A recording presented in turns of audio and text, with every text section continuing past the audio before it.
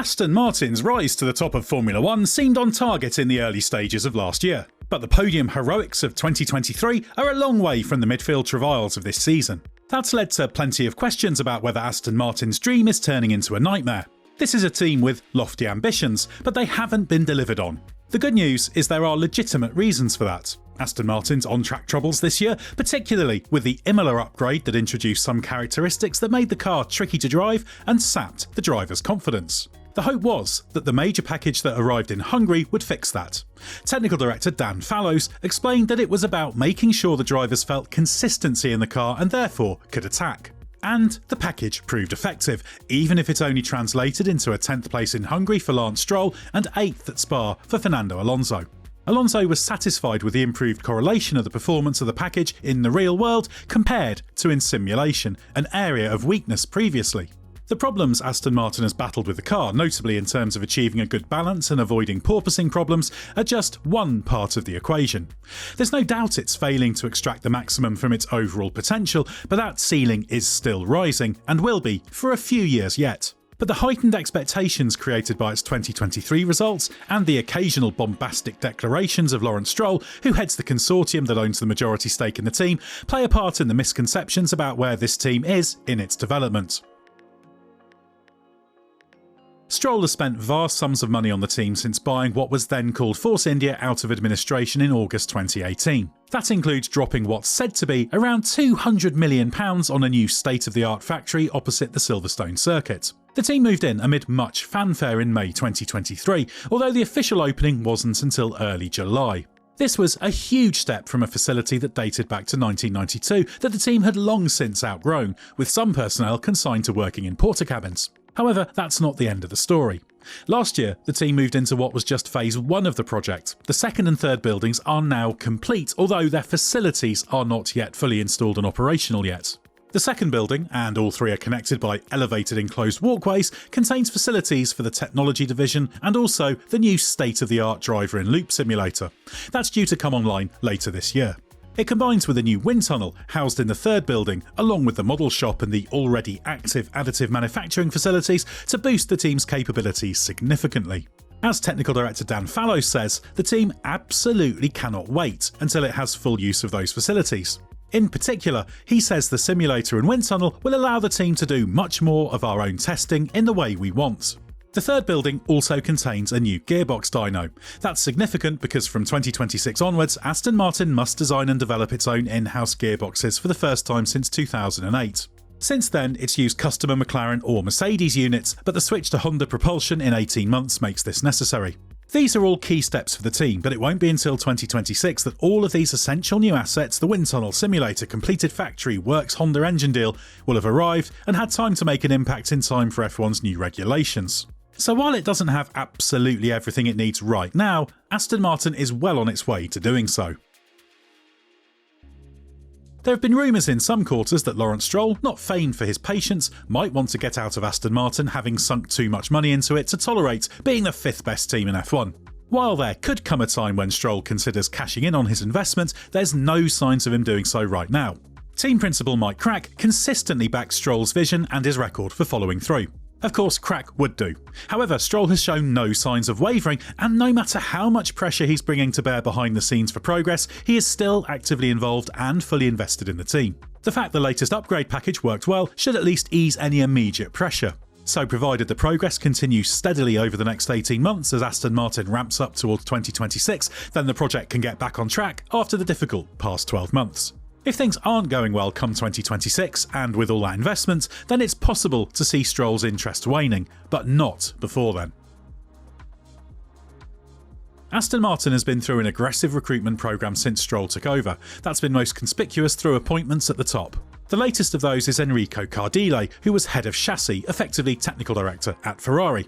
He will take up the role of chief technical officer in 2025. There's also been another big name recruit, with Andy Cowell joining as CEO on October the 1st to succeed Martin Whitmarsh. Cowell, of course, is one of the most influential engineering figures of modern F1 when it comes to power units, the architect of the Mercedes engine supremacy at Mercedes-Benz High Performance Powertrains, where he was managing director until stepping down in mid-2020. Those recruitments have been made on top of other relatively recent technical appointments, including that of Dan Fallows from Red Bull as technical director, Eric Blondin as deputy technical director from Mercedes, and Luca Fabato from Sauber as engineering director. They join established team technical leaders such as performance director Tom McCulloch. All remain in place, of course working under crack. Fallows argues this is a consequence of the team continuing to grow and identifying gaps in expertise, or where certain people could bring something new. He also makes the argument that attracting people of that quality is testament to how exciting the project is. There's even been talk of Adrian Newey joining Aston Martin for his next job after leaving Red Bull. He's an obvious target for any team, and Aston Martin has certainly courted him, but as yet there's nothing official on this. Recruiting the preeminent F1 technical mind of his generation, arguably even all time, would be a massive coup for any team. But whatever team brings him in would need to deploy him wisely and ensure they are structured to best harness his genius. That's because how well everything gels is another question. Any team with significant resources can throw together accomplished personnel, but creating the right culture, communications and environment is the big challenge. Regardless of whether or not Newey joins, that's still a big test for Aston Martin and an area where it's improving. But on paper, the lineup and structure it has makes sense. It's down to the team leadership to ensure it works as well as it should.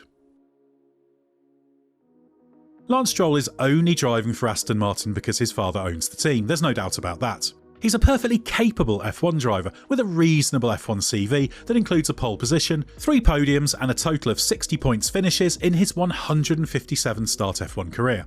But he's not a remarkable one, and while he does have occasional weekends where he performs well relative to Alonso, he's behind just over 75% of the time in terms of qualifying and race results in their time together.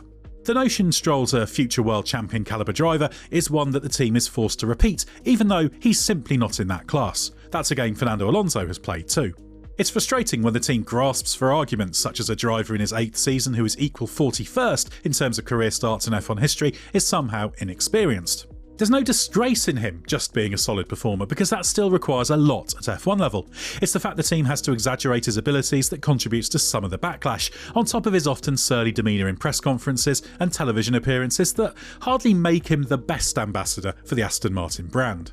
It's also frustrating that while he is dedicated in some areas of his game, given that you can't perform at his level without putting a good amount of work in, he's never given the impression of being a driver who leaves no stone unturned in chasing improved performance and sharpening the very real talent he possesses. However, while Stroll is a problem because he won't be fighting for a world championship without a massive car advantage and a compliant teammate, and would cost the team a Constructors' Championship in a close fight, he's not the main problem. For now, what Aston Martin misses first and foremost is performance. Stroll produces a mixed bag of weekends, but there are too many bad or mediocre ones among his good ones. There's no question that Alonso close to his best operates at a level Stroll can't reach, but that's not holding back the team at the moment. What's holding it back is car pace. There will come a time when Aston Martin will either have to bite the bullet and replace Lance Stroll, or face the reality that he could cost it a championship. If Aston Martin sorts itself out technically and produces a car capable of winning races, it's likely Stroll will have the chance to show what he can do at the front and perhaps prove the critics wrong. But we're not holding our breath. In the meantime, there are bigger things to fix. Formula One teams revel in making declarations about their rate of progress, but have a habit of railing against questions when asked about their failure to achieve them. When Racing Point was rebranded as Aston Martin Racing in 2021, Lawrence Stroll set a timeline of 3 to 5 years to emerge as a front-running force. Now, however you count up those years, it's not going to hit that. But 2026 will be its 6th season, and it could realistically be expected to be in a strong position come F1's new rules. That's certainly the revised target, especially after failing to capitalise on the great leap forward of the first part of 2023. It takes time to complete major projects such as building a new factory and recruiting hundreds of accomplished staff, not to mention developing the know-how to produce a race-winning car, so it was always going to take time. Realistically, 2026 probably was the most likely moment for things to come together, and the battle now is for the team to maximise its current potential and then exploit the increased potential of the improved facilities and new personnel. That's the one concern. Aston Martin isn't maximising the potential it has right now. If it was, it would have built on the great start to 2023 and at least be nipping at the heels of the top 4 teams on a consistent basis. But there is time, because having seemingly got on top of its porpoising problems with the latest upgrade, it could now be on the right trajectory. Then it will be a case of whether it can match the big steps forward teams like Mercedes and McLaren have taken recently. But there's no questioning the level of investment and that many of the right steps have been taken now. Question is whether or not it can all coalesce into something that is the sum of its parts. If it does, then Aston Martin really could get to the top in F1, even if it's taking a little longer than hoped.